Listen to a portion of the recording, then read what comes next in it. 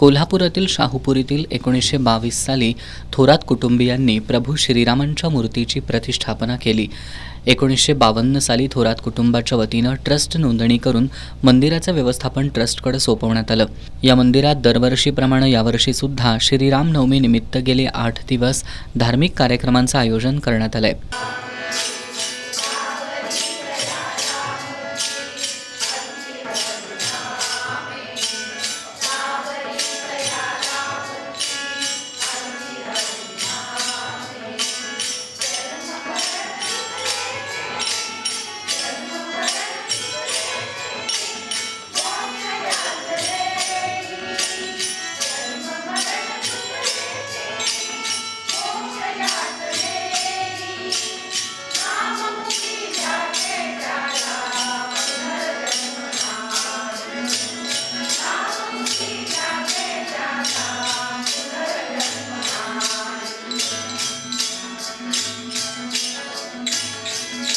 उद्या श्रीराम नवमी निमित्त सकाळी प्रभू श्रीरामांच्या मूर्तीला अभिषेक घालून महापूजा बांधण्यात येणार आहे.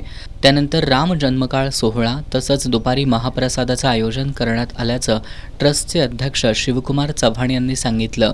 आज जे राम मंदिरमध्ये दिसतात वेगवेगळ्या गोष्टी त्या सगळ्या भक्तांच्या सेवेतून झालेल्या आहेत. जो तो येतो तो म्हणतो मला एक सेवा करायची आहे आणि आम्ही या सेवेतून इथं ज्या काही वस्तू लागतात त्या करत आलेलो आहे. रामनवमी दिवशी साधारणतः 5,500 लोकांचा महाप्रसाद असतो आणि महाप्रसादाला आपले जे झवर साहेब आहेत, रामप्रताप झवर चॅरिटेबल ट्रस्टचे नातू नीरज झवर साहेब व त्यांच्या मिसेस या महाप्रसादाचं म्हणजे खर्च बघत असतात.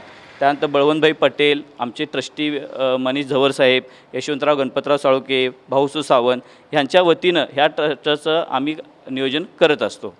या श्रीरामनवमी उत्सवासाठी शाहूपुरीतील युवक क्रांती दल, श्रीराम भक्त सेवा मंडळ आणि त्यांचे कार्यकर्ते परिश्रम घेत आहेत.